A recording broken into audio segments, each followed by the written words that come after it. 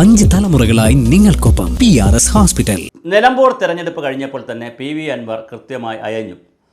ആദ്യം അദ്ദേഹം ജയിക്കും 76 വോട്ട് പിടിക്കുമെന്നൊക്കെ പറഞ്ഞെങ്കിലും പിന്നെ ആര്യയുടെ ഷൗക്കത്ത് ജയിച്ചാലും കുഴപ്പമില്ല എന്നുള്ള നിലയിൽ അദ്ദേഹം UDF അനുകൂല മുദ്രാവാക്യങ്ങളും ഒരു സമീപനവും എടുത്തു. ഇപ്പോൾ സമ്പൂർണ്ണമായി അദ്ദേഹം ഒരു UDF അനുകൂല നിലപാടിലാണ് നിൽക്കുന്നത്. സ്വാഭാവികമായിട്ട് അദ്ദേഹത്തിന് UDFൽ എടുക്കേണ്ടതുമാണ്. അടുത്ത തെരഞ്ഞെടുപ്പിൽ അദ്ദേഹം ഈ തൃണമൂൽ കോൺഗ്രസ് ഒക്കെ ഇനി കേരളത്തിലുണ്ടാക്കി വളരെ വലിയ ബുദ്ധിമുട്ട് അങ്ങനെയൊക്കെ പോയതുകൊണ്ടൊന്നും അദ്ദേഹത്തിന് വലിയ ഭാവി ഉണ്ടാക്കിയെടുക്കാൻ എളുപ്പമല്ല.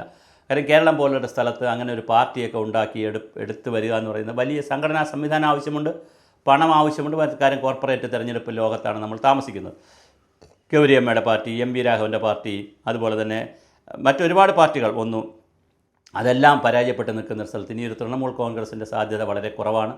ഒറ്റയ്ക്ക് നിന്നിട്ട് അതേസമയം അതുകൊണ്ട് തന്നെ ഒന്നുകിൽ UDFൻ്റെ ഭാഗമായി നിൽക്കുക, അല്ലെങ്കിൽ UDFൻ്റെ ലീഗിൽ താങ്കൾക്ക് ചേരാവുന്നതാണ്, അല്ലെങ്കിൽ പിന്നെ സ്വതന്ത്രനായി നിന്ന് താങ്കൾക്ക് മത്സരിക്കാവുന്നതാണ്. അപ്പോൾ അങ്ങനെ ഒരുപാട് ഓപ്ഷൻസ് ഉണ്ട് താങ്കൾക്ക്. അല്ലെങ്കിൽ തൃണമൂലിൻ്റെ ഭാഗമായി രാജ്യസഭ MP ആയിട്ടൊക്കെ പോയി പിന്നെ വന്ന് കേരളത്തിൽ മത്സരിക്കുന്ന രീതിയിലേക്കൊക്കെ ആവുക.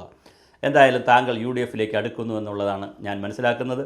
താങ്കളുടെ ബോഡി ലാംഗ്വേജും താങ്കളുടെ സംഭാഷണവും താങ്കളുടെ പ്രവർത്തനങ്ങളും താങ്കളുടെ ഓരോ പത്രസമ്മേളനവും സൂക്ഷ്മമായി നിരീക്ഷിക്കുന്ന ഒരു വ്യക്തി എന്നുള്ള നിലയിലാണ്. ഞാൻ രാഷ്ട്രീയം സൂക്ഷ്മമായി നിരീക്ഷിക്കുന്നുണ്ട് കഴിഞ്ഞ കുറച്ചു കാലമായി. അങ്ങനെ ഓരോരുത്തരുടെയും സംസാരം, അവരുടെ പ്രവൃത്തി, ബോഡി ലാംഗ്വേജ് ഇതെല്ലാം ശ്രദ്ധിക്കുന്ന ഒരാളും സൂക്ഷ്മമായി വിലയിരുത്തുന്ന, വളരെ ശാസ്ത്രീയമായി വിലയിരുത്താൻ ശ്രമിക്കുന്ന ഒരു വ്യക്തി എന്നുള്ള നിലയിൽ താങ്കൾ ഇപ്പോൾ UDF അനുകൂലമായൊരു നിലപാടാണ് എടുത്തിരിക്കുന്നത്. അത് നടക്കട്ടെ. UDFന് അനുകൂലമായൊരു നിലപാടെടുക്കുമ്പോൾ തീർച്ചയായിട്ടും താങ്കൾക്ക് LDFൽ നിൽക്കാൻ ഇനി സ്പേസ് ഇല്ല.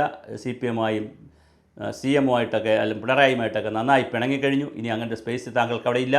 പിന്നെ കേരളത്തിൽ താങ്കളുടെ സേവനം കൊടുക്കണമെന്ന് താങ്കൾക്ക് ആഗ്രഹമുണ്ടെങ്കിൽ UDF മാത്രമാണ് ഒരു ഓപ്ഷൻ. BJP പോകാനും കഴിയില്ല. താങ്കളെപ്പോലുള്ള പാർട്ടി ആളിന് BJPയെ പോകാൻ കഴിയില്ല. അവർ ഉൾക്കൊള്ളലും പ്രയാസമായിരിക്കും.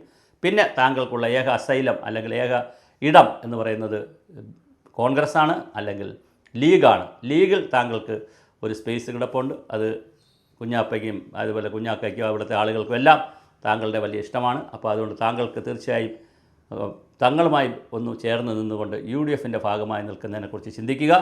എന്തായാലും ഒറ്റയ്ക്കുള്ള പോരാട്ടത്തിൽ നിയമ പോരാട്ടമൊക്കെ ഒറ്റയ്ക്ക് നടത്താം, അതൊന്നും പ്രശ്നമില്ല. പക്ഷേ രാഷ്ട്രീയ പോരാട്ടം ഒറ്റയ്ക്ക് നടത്തുക എളുപ്പമല്ല.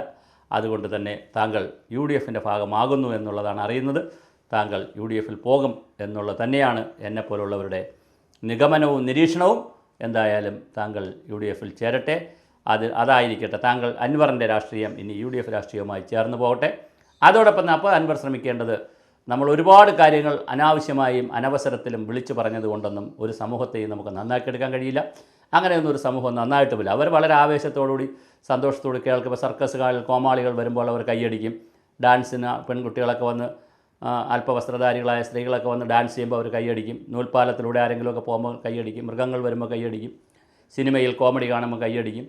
അങ്ങനെ ഇതെല്ലാം മനുഷ്യർ ചെയ്യും. പക്ഷേ അതൊന്നും അല്ല ആത്യന്തികമായി. അവർ ചിന്താശക്തി ഉള്ളവരാണ്. ജനങ്ങളുടെ ചിന്താശേഷി നമുക്ക് അളക്കാൻ കഴിയുന്നതല്ല. അവർ തിരഞ്ഞെടുപ്പൊക്കെ വരുമ്പോൾ കൃത്യമായി പ്രതികരിക്കും. അതെങ്ങനെ പ്രതികരിക്കുമെന്ന് കൃത്യമായി നിലമ്പൂർ താങ്കൾക്ക് പഠിപ്പിച്ചു തരുന്നുണ്ട്. 2 പ്രാവശ്യം നിന്ന് ജയിച്ചു. ആദ്യമായി താങ്കൾ പരാജയപ്പെടുന്നു. അപ്പോൾ പരാജയമാണ് യഥാർത്ഥത്തിലുള്ള ഒരു വ്യക്തിയുടെ ജീവിതത്തിലെ ഏറ്റവും വലിയ വിജയമെന്ന് പറയുന്നത് പരാജയമാണ്. കാരണം പരാജയത്തിൽ നിന്നാണ് പാഠങ്ങൾ പഠിക്കാൻ കഴിയുന്നത്. വിജയത്തിൽ നിന്നൊന്നും പഠിക്കാനില്ല. അധികാരവും പണവും സമ്പത്തും ഒക്കെ ആയി വിജയം വേറൊരു ലഹരിയാണ്. പരാജയമാണ് യഥാർത്ഥ പാഠം. അപ്പോൾ നിലമ്പൂരിൽ താങ്കൾ തോറ്റത് ഒരുപക്ഷെ താങ്കളുടെ ഇനിയുള്ള രാഷ്ട്രീയ ജീവിതത്തിന്, രാഷ്ട്രീയ പൊളിറ്റിക്കൽ കരിയറിന് നല്ലതായിരിക്കാം. താങ്കൾ തീർച്ചയായും UDFൻ്റെ ഭാഗമാകുന്നു എന്നറിയുന്നു. എല്ലാവിധ ഭാവുകങ്ങളും.